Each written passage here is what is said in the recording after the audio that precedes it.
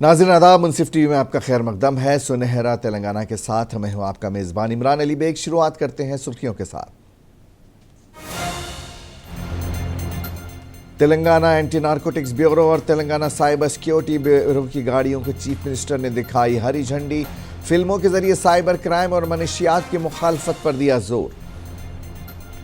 असदुद्दीन ओवैसी ने उठाया मुसलमानों की सियासी नुमाइंदगी का मसला। पार्लियामेंट में अपोजिशन के मौक़िफ़ पर भी की तनकीद। खम्मम में खुदकुशी करने वाले किसान के अहल खाना की मदद पर हरीश राव ने दिया जोर। खातियों को जवाबदेह बनाने पर बीआरएस रुकन असम्बली ने दिया जोर। जिला मेदक में 2 बाइक चोर गिरफ्तार। पुलिस ने मसरूका मोटरसाइकिलें की बरामद।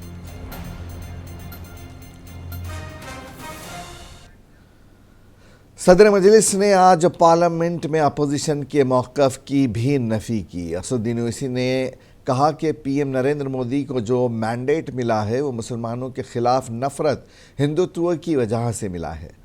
हर एक ने मोदी की मुस्लिम मुखालिफ आवाज़ के बावजूद उन्हें वोट दिया।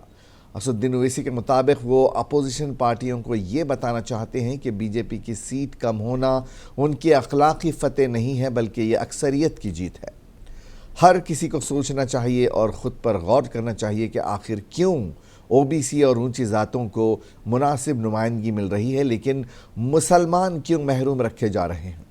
उन्होंने नाम निहाद सेक्युलर पार्टियों से सवाल किया, हम यहाँ सिर्फ आपको वोट देने के लिए हैं, मुंतखब होने के लिए नहीं।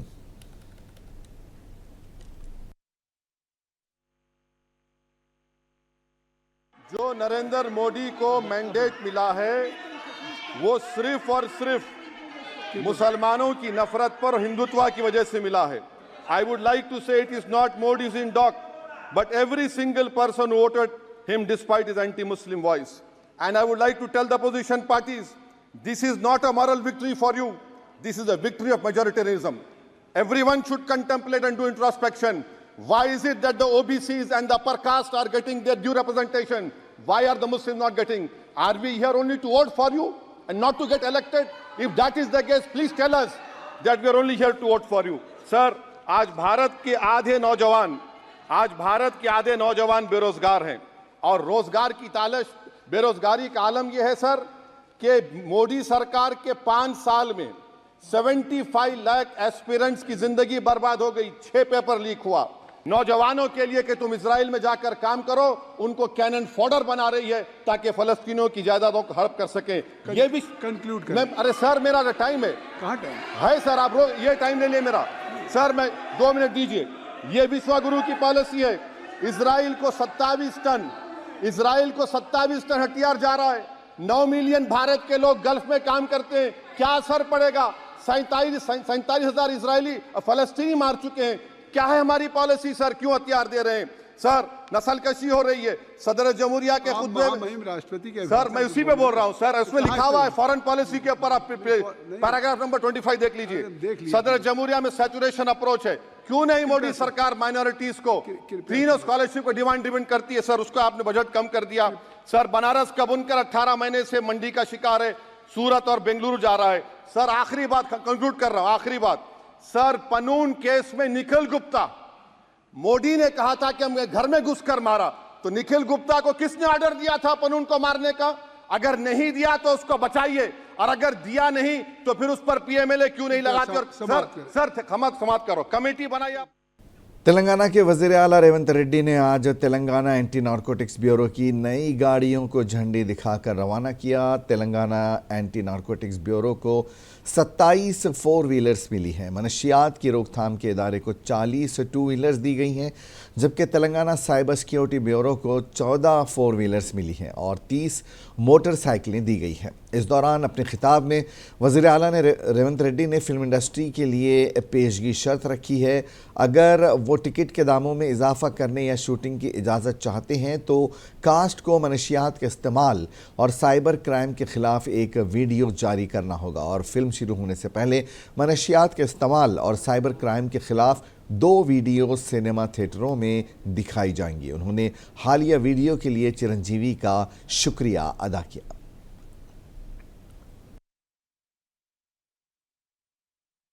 మన ప్రభుత్వం యొక్క ఆలోచనను విధానాన్ని వాళ్ళకి చెబుదాం, వాళ్ళ సహకారం తీసుకుందాం. వాళ్ళతో పాటు మా మీడియా మిత్రులకు కూడా మీరు కూడా అప్పుడప్పుడు మీ టీవీలల్లో మీ పేపర్లల్లో సోషల్ రెస్పాన్సిబిలిటీ కింద ఎట్లయితే కార్పొరేట్ కంపెనీలు సిఎస్ఆర్ ఫండ్స్ అభివృద్ధి కోసం ఇస్తుండ్రో సోషల్ రెస్పాన్సిబిలిటీ కింద మా టీవీ ఛానల్ మిత్రులను కూడా అప్పుడప్పుడు ఉచితంగా ఈ యాడ్స్ని మీరు ప్రదర్శించండి. ఎందుకంటే ఇది ఎవరి కోసమో కాదు, సమాజం కోసం సామాజిక బాధ్యతతోని మనం చేపడుతున్న బాధ్యత. మన కోసమే కాదు, మన పిల్లలు వాళ్ళ భవిష్యత్ తరాల కోసం మనం చేస్తున్న ఒక కార్యక్రమం. అందుకే మీడియా మిత్రులను కూడా నా విజ్ఞప్తి, మీ టీవీ ఛానళ్ళల్లో కూడా ఈ ప్రముఖ సినీ తారలు తయారు చేసి ఇచ్చే సెలబ్రిటీస్, స్పోర్ట్స్లో ఉన్న వాళ్ళు కూడా ఎవరెవరైతే పివి సింధు కావచ్చు, సానియా మిర్జా కావచ్చు, ఇట్లా చాలామంది క్రీడాకారులు వాళ్ళందరి నుంచి కూడా ఇట్లాంటివి సపోర్ట్ తీసుకొని వాటిని టీవీలలో ఉచితంగా మీరు ప్రదర్శించాలని ప్రభుత్వం తరఫున విజ్ఞప్తి చేస్తున్నా. మీ అందరి సహకారం ఉండాలని ఈ రాష్ట్రం సైబర్ క్రైమ్ కానీ డ్రగ్స్ కానీ ఈ రాష్ట్రంలో కాలు పెట్టాలంటే భయపడాలి. वज़ीर आला रेवंत रेड्डी का कहना है कि तब्दीली लाना उनकी हुकूमत का नस्बुल आइन है। उन्होंने कहा कि गुज़श्ता 10 बरसों में बीआरएस हुकूमत की लापरवाही की वजह से हर गली में गांजा दस्तियाब है। वज़ीर आला ने मज़ीद कहा कि मरकज़ी हुकूमत नए फौजदारी कवानीन लाई हैं, जिसके बाद हमें भी नए चैलेंजेस दरपेश हैं और अब नए कवानीन सीखने और अफसरान को तरबियत देने की ज़रूरत है।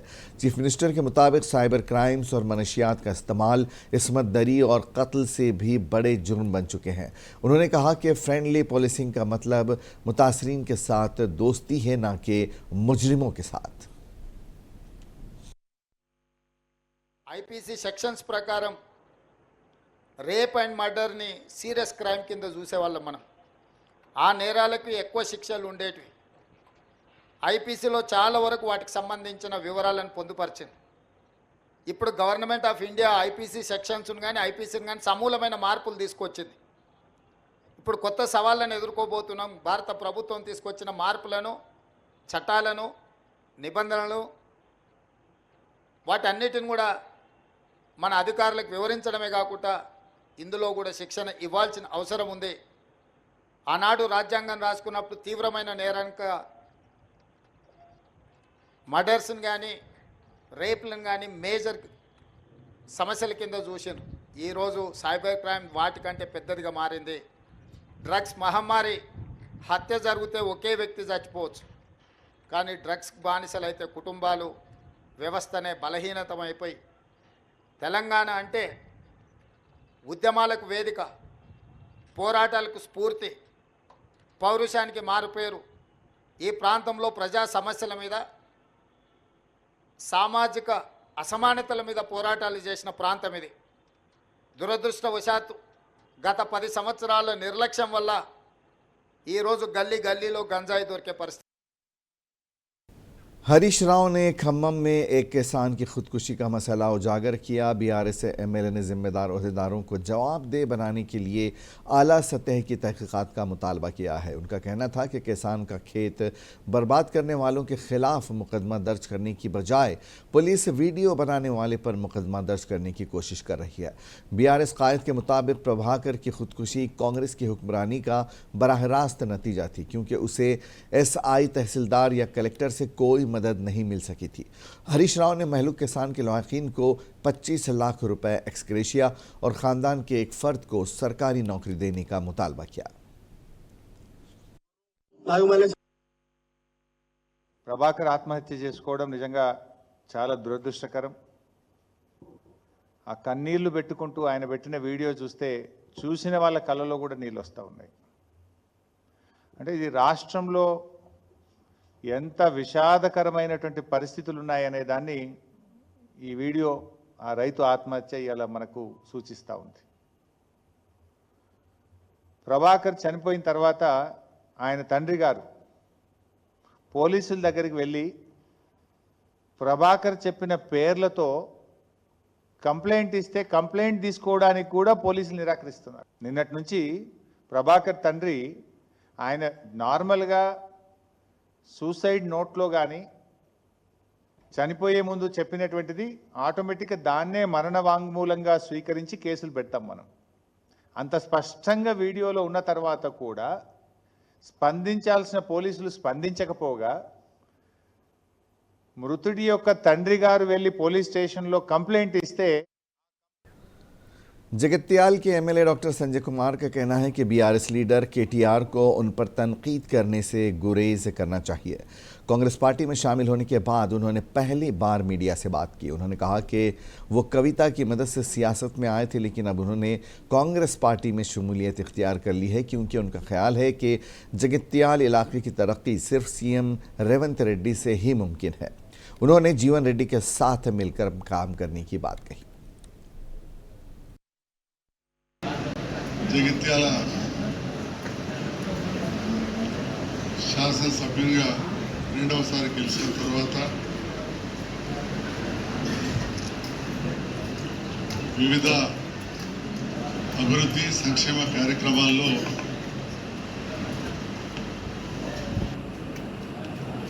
పాల్గొంటున్న సందర్భంలో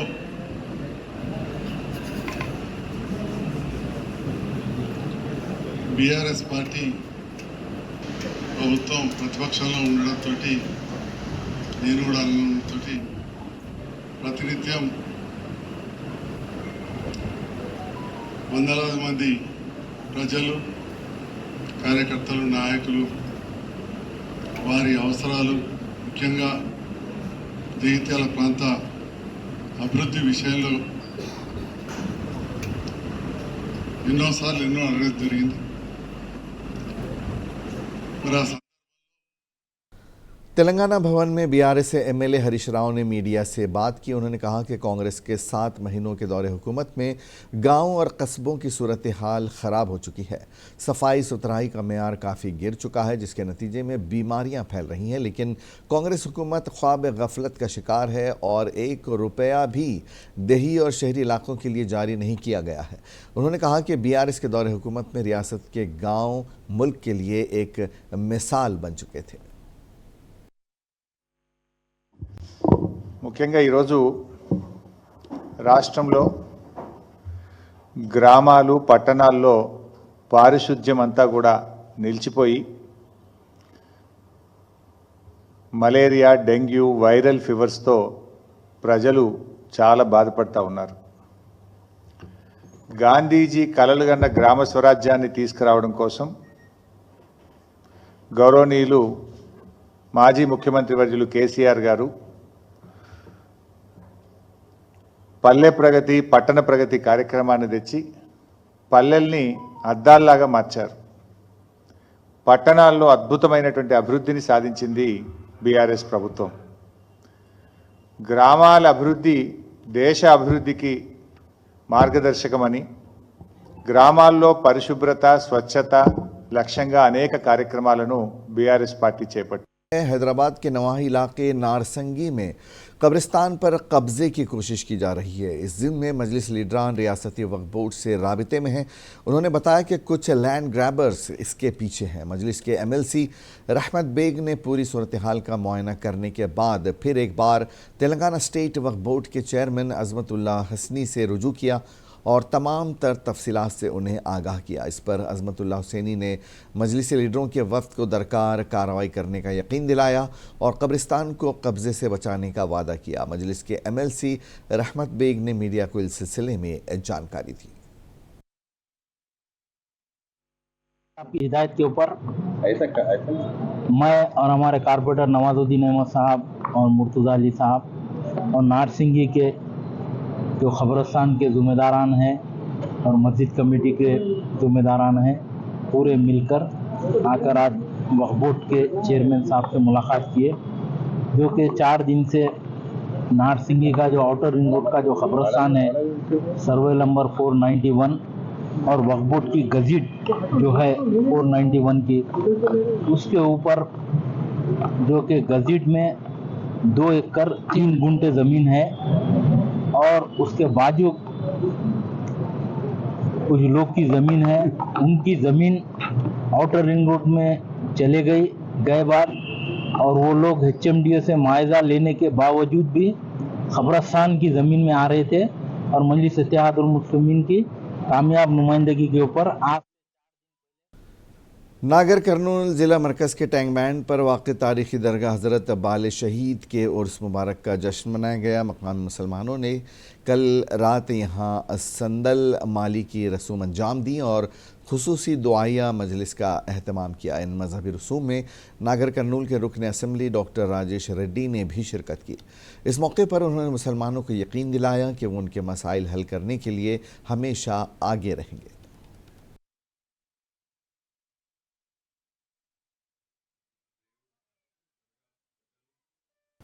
साबिक एमएलसी रामचंद्र राव ने मीडिया को बताया कि उनकी पार्टी ने कांग्रेस लीडर दानम नागेंद्र के खिलाफ कार्रवाई की स्पीकर से दरख्वास्त की है। उन्होंने कहा कि सिकंदराबाद पार्लियामेंट हलके से दानम ने किशन रेड्डी के खिलाफ कांग्रेस उम्मीदवार की हैसियत से मुकाबला किया, जबकि वो बीआरएस पार्टी के एमएलए हैं। उन्होंने बताया कि नागेंद्र को नाअहल करार देने के लिए रजिस्टर पोस्ट स्पीकर के दफ्तर को भेजा गया है और अगर स्पीकर ने फैसला न किया तो सुप्रीम कोर्ट को वो जाएंगे और बीजेपी की लीगल टीम सुप्रीम कोर्ट जाने के मामले पर काम करेगी। మీరుగా ఫుల్ టైం కాన్స్టిట్యూషనల్ పోస్ట్ అది ఒక రాజ్యాంగ పదవిలో ఉన్నటువంటి వ్యక్తి ఒక రాజ్యాంగబద్ధమైనటువంటి ఒక ఫోరంలో అబద్ధాలు అడగకూడదు. కానీ అటువంటి ఒక పార్లమెంటు ఏదైతే ప్రజాస్వామ్యంలో ఒక మందిరం కింద మనం చూసామో అందులో నిన్న రాహుల్ గాంధీ గారి మాట్లాడేటువంటి తీరు కానీ మాటలు కానీ ఈ దేశ ప్రజల ఒక మనోభావాలు దెబ్బతీసినాయి. ఈ దేశ ప్రజలకు వారు క్షమాపణ చెప్పాలి. कांग्रेस के सीनियर लीडर वी हनुमंतराव ने आज गांधी भवन में मीडिया से बात की। उन्होंने इस दौरान मुख्तलिफ मौज़ूआत पर खिताब किया और हाजीपुर में गिरफ्तारियों पर सवाल उठाए।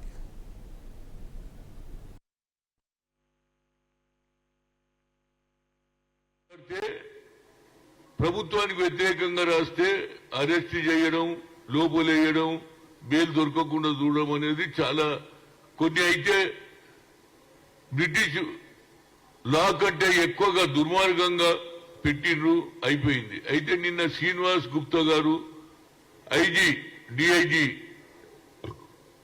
తెలంగాణ డిఐజీ స్టేట్మెంట్ ఇచ్చిన ఇవాళ నుంచి ఇది అమలు అవుతుందని నిన్న ఆయన చెప్పడం జరిగింది.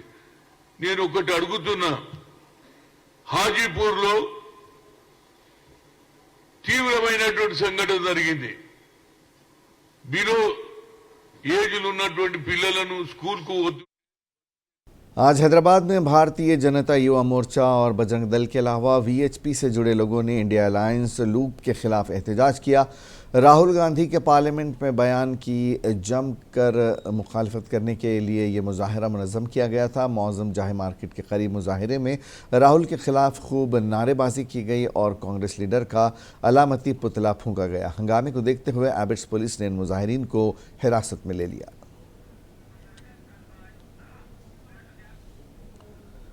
आंध्र प्रदेश पीपीसी की सदर वाईएस शर्मिला ने आज तेलंगाना के चीफ मिनिस्टर रेवंत रेड्डी से उनकी जुबली हिल्स रिहाइशगाह पर मुलाकात की। इस मुलाकात को खैर सगाली करार दिया गया। आंध्र प्रदेश कांग्रेस की सरबराह वाईएस शर्मिला ने तेलंगाना के डिप्टी सीएम भट्टी विक्रमार्का, रियासती वजीर पूनम प्रभाकर से भी उनकी रिहाइशगाह पर मुलाकात की और 8 जुलाई को विजयवाड़ा में मुनक्किद होने वाली वाईएसआर जयंती तकरीबात में शिरकत करने की दरख्वास्त की।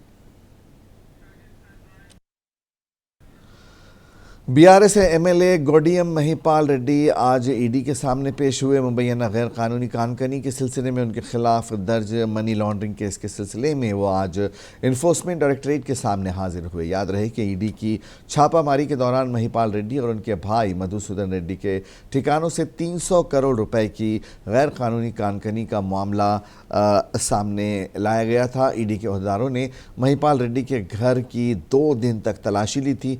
उन पर कानकनी में टैक्स चोरी के इल्ज़ामात हैं। इल्ज़ाम है कि 39 करोड़ रुपए तक का टैक्स चोरी किया गया है और कानकनी से हासिल होने वाले तमाम मुनाफे रियल स्टेट और गुमनाम नामों से कारोबार में लगाया गया है। मेदक ज़िले के एसपी डॉक्टर बी बालास्वामी ने तोपरान के पुर्राजपल्ली कमान में मीडिया से बात की और मोटरसाइकिल चोरों के बारे में तफसीलात से वाकिफ कराया। उन्होंने कहा कि तोपरान पर गाड़ियों की चेकिंग के दौरान 2 मशकूक अफराद की तलाशी पर मोटरसाइकिलों की चोरियों का इंकशाफ हुआ।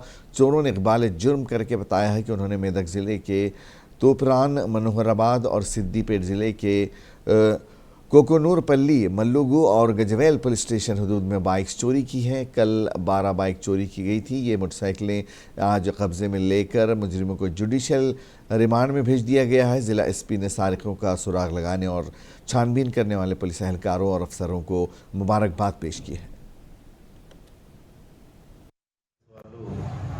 పోతురాజపల్లి కమాన్ దగ్గర వెహికల్ చెకింగ్ చేస్తుంటే ఒక 2 వ్యక్తులు అనుమానాస్పదంగా కనబడ్డారు.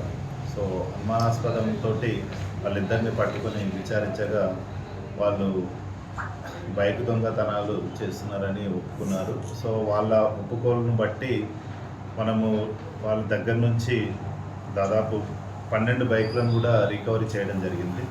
ఇందులో 9 బైక్లకు సంబంధించి వివిధ పోలీస్ స్టేషన్లలో 9 కేసులు రిజిస్టర్ కావడం జరిగింది. రిమైనింగ్ 3 కూడా कामारेड्डी ज़िले के सदाशिव नगर मंडल मरकज़ के मज़ाफ़ात में कौमी शाहरा नंबर 44 पर एक लॉरी और एक ट्रैक्टर से इनकी टक्कर हुई। इस हादसे में एक शख्स की मौके पर ही मौत वाक़ई हो गई, जबकि दूसरा इलाज के दौरान दम तोड़ बैठा। दोनों महलूकीन एसटी तबके के थे और अपना ट्रैक्टर रजिस्ट्रेशन करा के कामारेड्डी से वापस अपने गांव लौट रहे थे। इसी असना में मल्लूपेट नाले के करीब ताज फैमिली ढाबे के सामने एक तेज़ रफ्तार लॉरी ने पीछे से ट्रैक्टर को टक्कर दे दी, जिसके नतीजे में ट्रैक्टर ड्राइवर के सर पर शदीद चोट लगने से उसकी मौत वाक़ई हो गई। गाँव वालों ने बताया कि महलूक रविंद्र की 3 माह कबल शादी हुई थी। लौहाकीन को इंसाफ फराहम करने का मुतालबा करते हुए गाँव वालों ने पुलिस स्टेशन पर धरना दिया। उन्होंने कौमी शाहरा पर एहतजाजी मुजाहरा किया। मौके पर पहुंची पुलिस ने मुश्तइल देहातियों को समझा कर वहाँ से रवाना किया और इंसाफ फराहम करने का वादा किया। इस हादसे में ज़ख्मी देवी सिंह को कामारेड्डी एरिया हॉस्पिटल वहाँ से बेहतर इलाज के लिए फिर हैदराबाद मुंतकिल किया गया, जहाँ इलाज के दौरान उसकी मौत वाक़ई हो गई। सुनहरा तेलंगाना में आज बस इतना ही। इजाज़त दीजिए। आदाब।